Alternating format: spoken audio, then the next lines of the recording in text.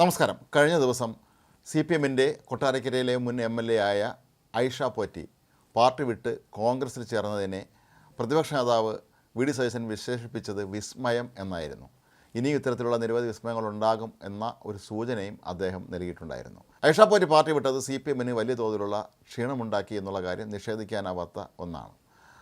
കാരണം 3 തവണ MLA ആയിരുന്ന, സ്ത്രീകളുമായി ബന്ധപ്പെട്ട എല്ലാ പ്രശ്നങ്ങളിലുമൊക്കെ തന്നെ വളരെ സജീവമായി ഇടപെടുമായിരുന്ന പ്രമുഖ അഭിഭാഷക കൂടിയായ ഐഷ പോറ്റിയെ പോലെയുള്ള ആളുകളൊക്കെ തന്നെ പാർട്ടി വിട്ടുപോകുന്നത് ഭാവിയിൽ ഇത്തരത്തിൽ മറ്റു പലരെയും പാർട്ടി വിട്ടുപോകാൻ പ്രേരിപ്പിക്കുമെന്നുള്ള ഒരു ചിന്തയൊക്കെ CPM നേതൃത്വത്തിന് ഇപ്പോൾ ഉണ്ടായിരിക്കുകയാണ്. ഇതിനെങ്ങനെ മറികടക്കാം എന്നുള്ളൊരു ചിന്തയിലാണ് CPM നേതൃത്വം.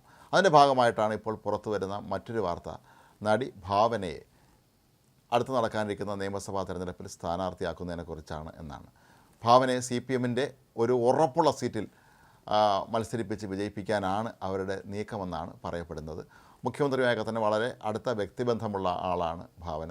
ഭാവനയുടെ കാര്യം പറയുമ്പോൾ കേരളത്തിലെ സ്ത്രീകളുമായി ബന്ധപ്പെട്ട ഒരുപാട് കാര്യങ്ങളിൽ തന്നെ സാമൂഹ്യ വിഷയങ്ങളിലൊക്കെ തന്നെ വളരെ സജീവമായി ഇടപെടുന്ന ഒരാൾ കൂടിയാണ് ഭാവന. ഒരു സിനിമാ നടി എന്ന നിലയിൽ മാത്രമല്ല, അതല്ലെങ്കിൽ ഒരു ആക്ടിവിസ്റ്റ് എന്നുള്ള നിലയിൽ മാത്രമല്ല, എല്ലാ കാര്യങ്ങളിലും തന്നെ കേരളത്തിലെ സജീവമായി ഇടപെടുന്ന ഒരാൾ കൂടിയാണ്. എല്ലാ കാര്യത്തിലും തൻ്റേതായ അഭിപ്രായമൊക്കെ പ്രകടിപ്പിക്കുന്ന ഒരാൾ കൂടിയാണ് ഭാവന.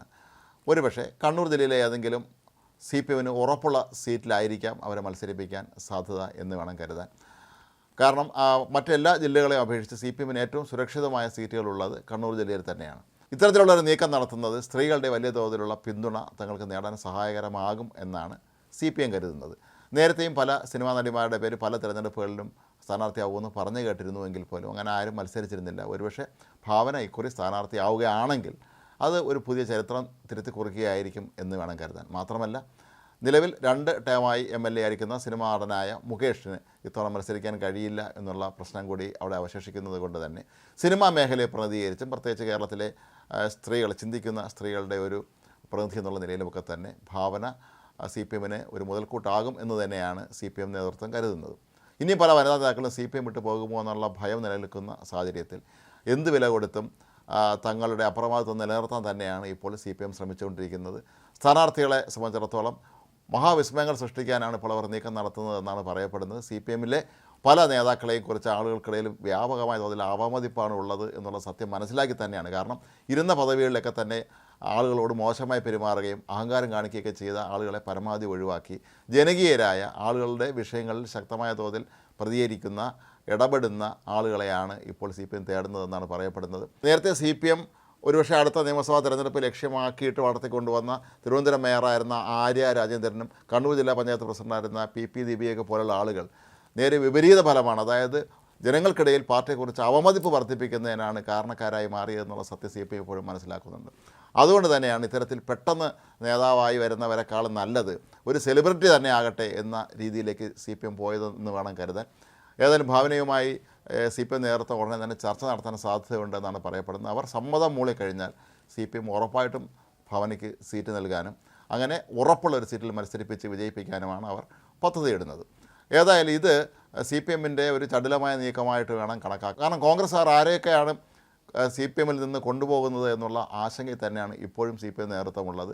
CPMലെ പ്രമുഖരായ പലരും മറ്റു പാർട്ടികളിലേക്ക് പോകുന്നത് പാർട്ടി നേതൃത്വത്തെ അമ്പരപ്പിച്ചിരിക്കുകയാണ്. ചാനൽ ചർച്ചകളൊക്കെ തന്നെ പാർട്ടിക്ക് വേണ്ടി നിരന്തരം എത്തിയിരുന്ന റജി ലൂക്കോസ് BJPയിലേക്ക് പോയതും ഐഷ പോറ്റി കോൺഗ്രസിലേക്ക് പോയതും ഒക്കെ തന്നെ CPM ആശങ്കയോടുകൂടി തന്നെയാണ് കാണുന്നത്. കാരണം ഇവരുടെ പാത പിന്തുടർന്ന് ഇനിയും നിരവധി പേർ പാർട്ടി വിട്ട് പോകുമെന്നും 2-3 മാസങ്ങൾക്ക് ശേഷം നടക്കുന്ന നിയമസഭാ തെരഞ്ഞെടുപ്പിൽ ഇതൊക്കെ തന്നെ തങ്ങൾക്ക് വലിയ തോതിലുള്ള തിരിച്ചടിയാകുമെന്നും CPMന് നന്നായിട്ട് അറിയാം. അപ്പോൾ ഈ ഒരു സാഹചര്യത്തിലാണ് ഇനി എങ്ങനെയെങ്കിലും 3ാം ഭരണം ഉറപ്പിക്കാൻ വഴിയുണ്ടോ എന്നുള്ള ആ ഒരു ചർച്ചകളുടെ അടിസ്ഥാനത്തിലാണ് ഇത്തരത്തിൽ ഭാവനയെ സ്ഥാനാർത്ഥിയാക്കാൻ തീരുമാനിച്ചിട്ടുള്ളത്. ഇതുപോലെ കേരളത്തിലെ അറിയപ്പെടുന്ന സാമൂഹിക രംഗത്തൊക്കെ ഉള്ള നിരവധി പേരെ അപ്രതീക്ഷിത സ്ഥാനാർത്ഥികളാക്കി കളത്തിലിറക്കാൻ CPM പദ്ധതിയിടുന്നു എന്നാണ് പറയപ്പെടുന്നത്. കാരണം അപ്പുറത്ത് UDFലും ഇത്തരത്തിലുള്ള ചില നീക്കം നടത്തുന്നുണ്ട്. വളരെ പ്രമുഖരായ വ്യക്തികൾ പലരെയും സ്ഥാനാർത്ഥികളാക്കാൻ അവർ നീക്കം നടത്തുന്നുണ്ട്. നേരത്തെ നടി ശോഭന BJP സ്ഥാനാർത്ഥിയെ മത്സരിക്കുമെന്നൊക്കെ കേരളത്തിലെ അഭ്യൂഹങ്ങൾ പരന്നിരുന്നുവെങ്കിൽ പോലും പിന്നീട് അങ്ങനെ ആയിരുന്നില്ല സംഭവിച്ചത്.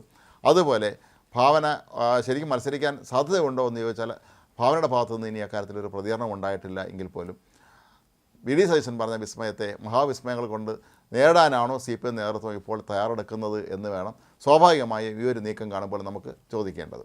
മാത്രമല്ല, നേരത്തെ മുഖ്യമന്ത്രി പിണറായി വിജയൻ തിരുവനന്തപുരത്ത് സംഘടിപ്പിച്ച ക്രിസ്മസ് വിരുന്നിലൊക്കെ തന്നെ ഭാവന അതിഥിയായി പങ്കെടുത്തിരുന്നു.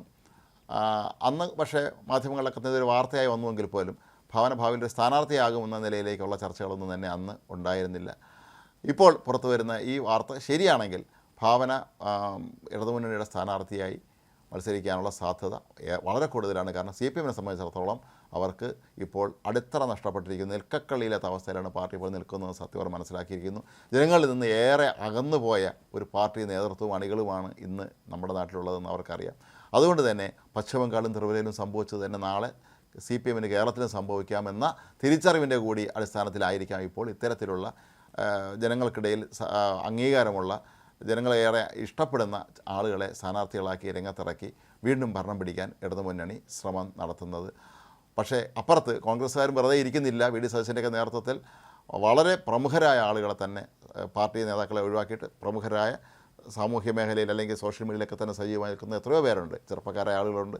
അവരെയൊക്കെ തന്നെ കളത്തിലിറക്കാനാണ് അവരും ശ്രമിക്കുന്നത്. ഏതായാലും ഇത്തവണത്തെ നിയമസഭാ തെരഞ്ഞെടുപ്പ് എന്ന് പറയുന്നത് ഒരുപക്ഷെ സെലിബ്രിറ്റികൾ ഏറ്റവും അധികം മത്സരിക്കുന്ന ഒരു തെരഞ്ഞെടുപ്പായി മാറാനും സാധ്യതയുണ്ട്.